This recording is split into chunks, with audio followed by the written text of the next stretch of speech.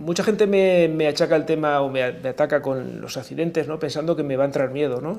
Realmente... Ninguno, ¿no? No es que no me entre miedo porque no los valore en su justa medida. Yo creo que un accidente es indeseable.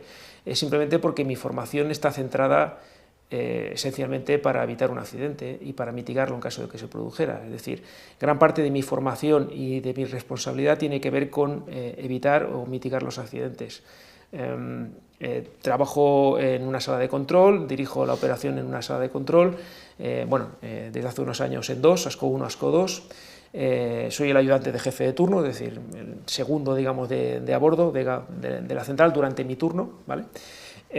Y soy, digamos, tengo una gran responsabilidad sobre si ocurriera un accidente en mi central nuclear, sobre lo que habría que hacer en ese momento. Entonces, la formación que tenemos sobre accidentes nucleares es muy estricta, entrenamos continuamente sobre cómo actuar ante un accidente nuclear. Tenemos simuladores, un simulador de alcance total, en el que simulamos cualquier tipo de situación, cualquier accidente de los que me he nombrado. ¿Qué es un simulador de alcance total?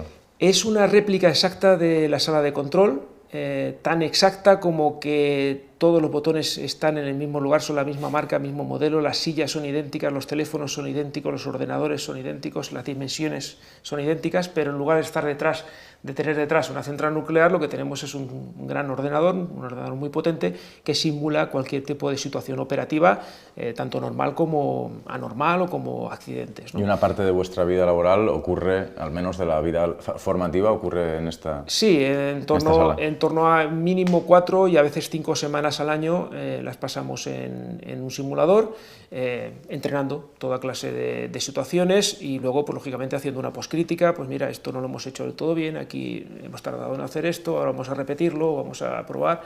Se prueban procedimientos, se prueban, antes de hacer cualquier cosa en la central, cualquier maniobra que no se ha probado en la central, pues se prueba primero en el simulador y nos entrenamos continuamente y simulando toda clase de accidentes, como te digo. Entonces, si quieres, pues sí, hablamos de los accidentes. Sí, exactamente. Un apunte, sé que es complicado hablar de esos accidentes de manera breve o relativamente breve, con lo cual tienes toda libertad para insistir más en uno que en otro. Vale, bueno, empezamos por Three Mile Island, vamos por orden cronológico, año 1979, Harrisburg, Pensilvania. Se había estrenado una semana antes El síndrome de China, una película que mucha gente asocia con el accidente, o que dicen que fue una representación del accidente cuando no tuvo nada que ver. Es una película que se estrenó casualmente una o 2 semanas antes, ¿no? Realmente en ese accidente era una central relativamente nueva, estaba arrancando, era un reactor de agua a presión, como los reactores, la mayor parte de los reactores del mundo, o incluso como la mayor parte de los reactores españoles. Y entonces lo que se produjo es un error a la hora de dejar una serie de válvulas cerradas.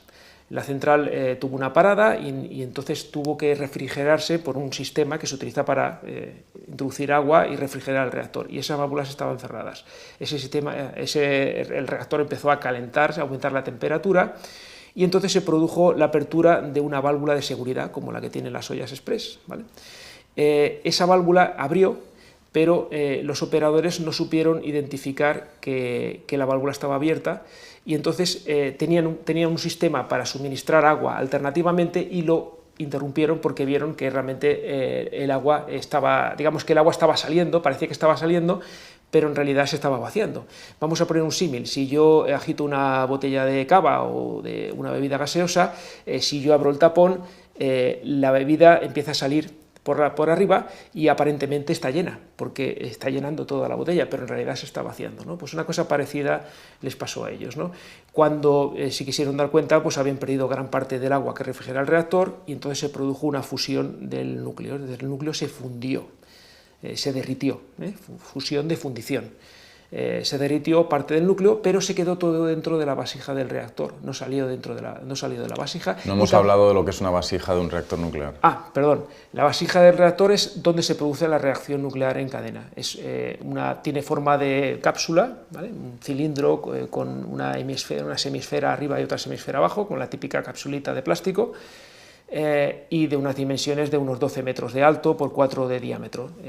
Es donde se produce la reacción nuclear. Es el contenedor del reactor. Exactamente. Realmente, pues, lo que hicieron fue el combustible se fundió, alcanzó tan altas temperaturas que se fundió.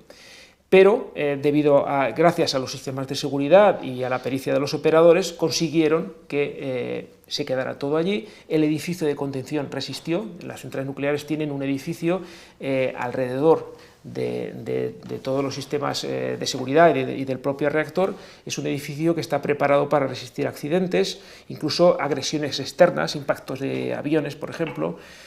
Son fácilmente reconocibles porque son edificios cilíndricos y con una semiesfera, una cúpula en la parte superior. ¿Están hechos de hormigón reforzado? Sí, están hechos de hormigón armado, además tienen un recubrimiento de acero inoxidable interior, pero además tienen más de 1 metro de espesor de hormigón armado y además postensado. En el caso de, por ejemplo, en mi central es hormigón postensado, es decir, varios de los lugares por donde pasan las varillas son huecos y pasa unos cables de acero muy gruesos que se van tensando continuamente, se mantienen en tensión para que el edificio sea más resistente todavía, ¿no? Bueno, pues ese edificio resistió en ese accidente y no hubo emisiones radiactivas al exterior, salvo pequeñas cantidades que fueron insignificantes y que no tuvieron ningún impacto radiológico en el entorno. Ninguna persona sufrió ninguna dosis mayor de la habitual. Y no hubo ningún impacto, ni hubo ningún herido, ni hubo ningún daño a ninguna persona, ni en cuanto a dosis. De hecho, sí que hubo una serie de personas que denunciaron a la empresa por daños radiológicos, pero luego no fueron capaces de demostrar que se habían producido, ¿no? Ese fue el primer accidente, y fíjate que es un accidente que mucha gente no conoce. Es un accidente nuclear, se fundió un núcleo. También se fundieron en Fukushima y también se fundieron en Chernóbil, y sin embargo este accidente no lo conoce la mayoría de la gente. ¿Por qué? Porque tenían un edificio de contención como el que tenemos en las centrales nucleares españolas, ¿no?